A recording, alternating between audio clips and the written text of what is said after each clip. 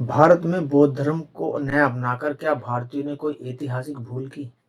भारत वह भूमि है जहाँ अनेक धर्मों, विचारधाराओं और दर्शन परंपराओं का उदय हुआ। इन्हीं में से एक है बौद्ध धर्म, जिसकी स्थापना गौतम बुद्ध ने की। छठी शताब्दी ईसा पूर्व में जन्मे बुद्ध ने करुणा, अहिंसा, मध्यम मार्ग और समता का संदेश दिया। उनके विचारों ने न केवल भारत बल्कि पूरे एशिया को प्रभावित किया।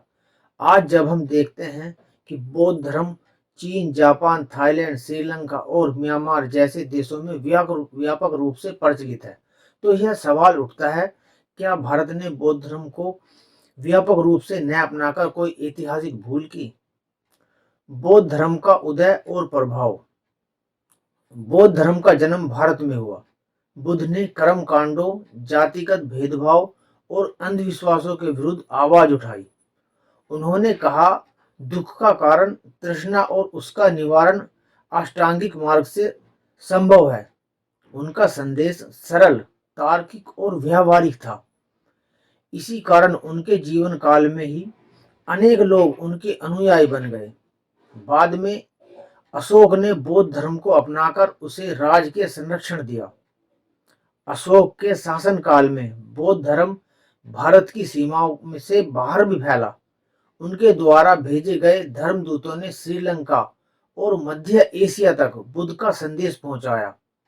उस समय भारत बौद्ध संस्कृति और शिक्षा का प्रमुख केंद्र बन गया था। फिर क्यों घटा बौद्ध धर्म का प्रभाव?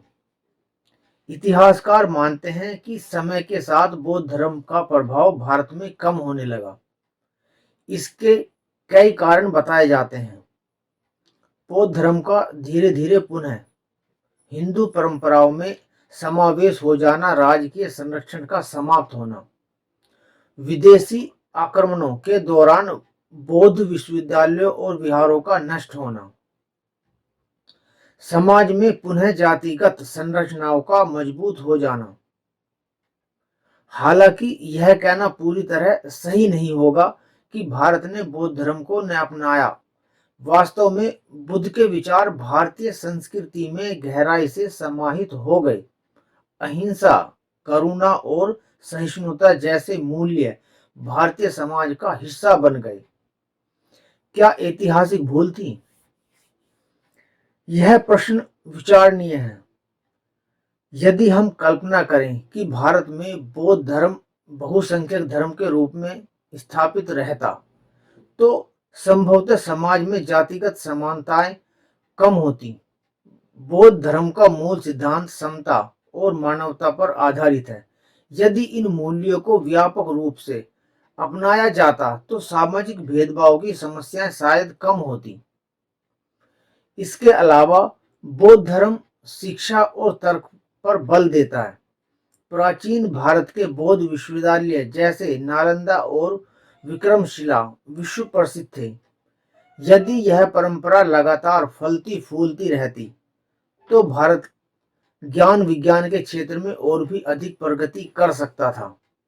लेकिन दूसरी ओर भारत की विशेषता उसकी विविधता। यहाँ हिंदू, जैन, सिख, मुस्लिम, ईसाई और बौद्ध सभी धर्मों का सह अस्तित्व रहा है। भारतीय संस्कृति का विकास किसी एक धर्म के कारण नहीं, बल्कि अनेक विचारधाराओं के सम्मिलन से हुआ। इसलिए यह कहना केवल बौद्ध धर्म को न अपनाना ही भूल थी। इसलिए इतिहास को एकांगी दृष्टि से देखने जैसा होगा। बौद्ध धर्म और आधुनिक भारत। आधुनिक काल में भी बौद्ध धर्म का महत्व बना हुआ। डॉक्टर भीमराव अंबेडकर ने 1956 में लाखों अनुयायियों के साथ बौद्ध धर्म अपनाया। उनका मानना था कि बौद्ध धर्म सामाजिक समानता और आत्मसम्मान का मार्गदर्शन करता है। उनके इस कदम ने भारत में बौद्ध धर्म को नई ऊर्जा दी। आज भी बुद्ध का संदेश प्रासंगिक है। हिंसा, असहिष्णुता और सामाजिक विभाजन के दौर में करुणा और मध्यम मार्ग की आवश्यकता पहले से अधिक महसूस होती है।